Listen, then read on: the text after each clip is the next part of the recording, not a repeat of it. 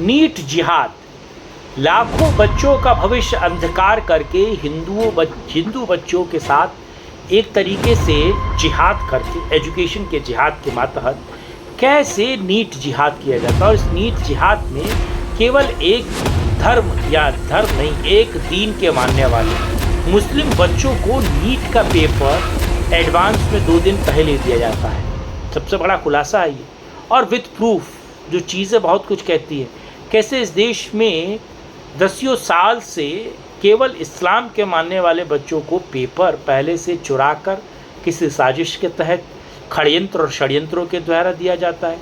पूरा वीडियो देखिए।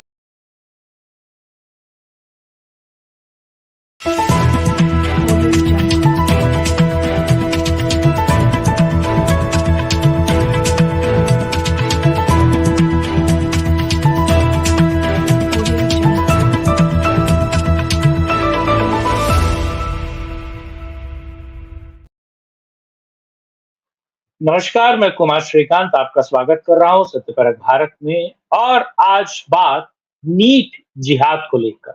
जी, ये शब्द थोड़ा अटपटा सा है। ये शब्द ऐसा है, आपने लव जिहाद सुना होगा, लैंड जिहाद सुना होगा, डेमोग्राफिक जिहाद सुना होगा।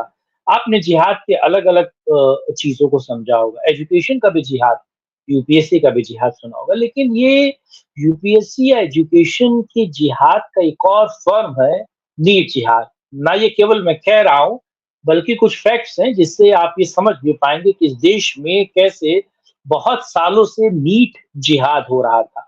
और जो लोग पकड़े गए हैं, वो लोग क्या कुछ कह रहे हैं और उनके पीछे की चीज़ें क्या है। आज इस मुद्दे पर बात करूँगा, लेकिन आप लोगों से अनुरोध है कि वीडियो को अंत तक देखिए, लाइक कीजिए, शेयर कीजिए, सब्सक्राइब कीजिए और साथ ही साथ सत्यपरक भारत के इस अ, देश हित के कार्य को सपोर्ट करने के लिए आप स्टार्टिंग वाला क्यूआर कोड या फिर नीचे चलते हुए नंबर पर सहयोग समर्थन दे सकते हैं।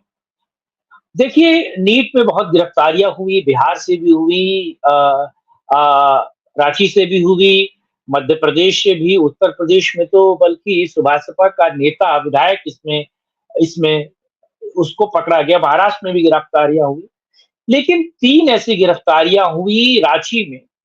रांची के ओएससीसी स्कूल से प्रिंसिपल मैनेजर जो है एहसान उल हक, स्कूल के वाइस प्रेसिडेंट इम्तियाज आलम और वहां का स्थानीय पत्रकार जमालुद्दीन की गिरफ्तारी। अब ये जमालुद्दीन और इनके फोटो भी मैं आपको दिखाऊंगा, सारी चीजें आपको बताऊंगा। लेकिन 2 पत्रकार हैं और ये दोनों पत्रकारों का काम केवल ये नीट से जुड़ी हुई चीजें या फिर अपने दीन की खिदमत, या वो लोग जो मुसलमान हैं, वो बच्चे जो मुसलमान हैं, उनको नीट क्लियर करवाना था बाय हुक बाय क्रुक। चोरी से, झांसे से, पेपर चुरा के, किसी को धोखा देकर ये कैसे भी नीट एग्जाम। और उसका मैं एक उदाहरण भी दूंगा आपको, और उसके 2 उदाहरण दूंगा आखिर मैं अगर इसके पीछे कह रहा हूं। तो पहले एक खबर, इन्होंने 420 कैसे की, इन्होंने कैसे नीट के पेपर की धांधली की। पूरे देश में नीट का शोर तो पता ही है आपको, किस तरीके से राहुल गांधी, नरेंद्र मोदी, कांग्रेस, बीजेपी सभी ने नीट को लेकर बवाल किया। आपको वो सब आप और किस तरीके से एक तरीके का ये प्रेशर बनाने की कोशिश की गई सरकार को, और एन चुनाव के बाद और लोकसभा से पहले, और जब आप समझिए लोकसभा चलने से पहले ये प्रेशर बनाएगा और सारी चीजें हुई। ये सारी चीजें हैं जिसके पीछे क्रोनोलॉजी है, क्रोनोलॉजी आप समझते हैं। लेकिन मैं आपको जरा एक पिक्चर दिखाने वाला हूं, इस पिक्चर को समझिए।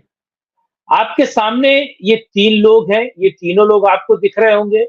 अब इन तीनों लोगों में एक व्यक्ति है वाइस प्रेसिडेंट इम्तियाज, स्कूल का मैनेजर है एहसान उल हक, और एक पत्रकार है जलालुद्दीन, फाइल फोटो जिसने चश्मा लगा रखा है।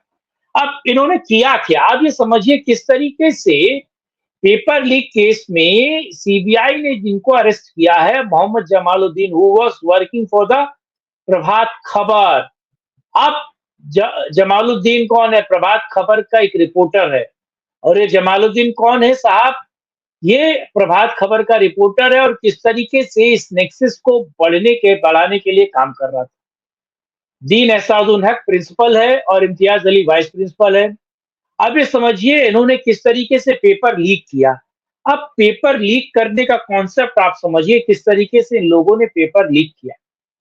पहले पहले से ही बॉक्स को काट कर पेपर ये इन्होंने निकाल लिया। मतलब कि नीट का जिस दिन एग्ज़ाम था उससे पहले ही 2 दिन पहले ये बाली में मिले, बाली आपको पता है वहाँ पर जाकर मीटिंग की, सारी चीज़ें हुई और नीट के कुछ अफ़सर्स भी थे और वो सारी चीज़ें निकली। इन्होंने सबसे पहले जो पेपर को बॉक्स से काट कर निकाल लिया और पॉली बैग से उसे ग्लू से चिपका दिया। वो जो बॉक्स था और वो जो पेपर का जो बंडल होता है, वो जिस एनवेलप में होता है उसे फिर ग्लू से चिपका दिया, ठीक है? और फिर उस बॉक्स को बंद कर दिया और जो काटा हुआ था उसको एक तरीके से इस तरीके से कह दिया कि वो एक तरीके से वो दिखे ना। एग्ज़ाम के दिन सवा 1 बजे के आस-पास वो नए एनएटी को फ़ोन करते हैं यानी कि जो एग्ज़ाम लेता है उसको फ़ोन करते हैं और कहते हैं कि ये डिजिटल लॉक नहीं खुल रहा है। यानी कि जो आपने बॉक्स भेजा था और बॉक्स में जो पेपर भेजे थे वो पेपर्स नहीं खुल रहे हैं। यानी कि उसका वो जो बॉक्स है वो नहीं खुल रहा है। डिजिटल काम नहीं कर रहा है इसीलिए बॉक्स को काट कर खोलना पड़ेगा। यानी कि उस बॉक्स को जिन्होंने पहले से इन्होंने काटा था। इसीलिए अब एनईटीयू कह रहे हैं कि डिजिटल नहीं खोल रहा और हमें इसे मैनुअल खोलना पड़ेगा और क्योंकि ये डिजिटल नहीं खुल रहा है इसीलिए इसे काटना पड़ेगा और काट के पेपर निकालना पड़ेगा। फिर सबके सामने उन्होंने बॉक्स को कट किया और पेपर निकाले। आप समझिए ये सारी चीज़ें पहले से ही कर चुके थे और ये पेपर पहले से भेज चुके थे। लेकिन सीबीआई ने जब बॉक्स जब्त किया तो इनकी पोल खुल गई। 5 मई 2024 लोकसभा इलेक्शन की शुरुआत में ये सब किया गया ताकि बीजेपी बदनाम हो। लेकिन किस तरह 4 जून तक मोदी ने इसे सँभाला, यानी कि इस पूरे करप्शन को, इस सारी चीज़ें को। अब ये लोग अ, ये नीट जिहाद क्यों करते थे?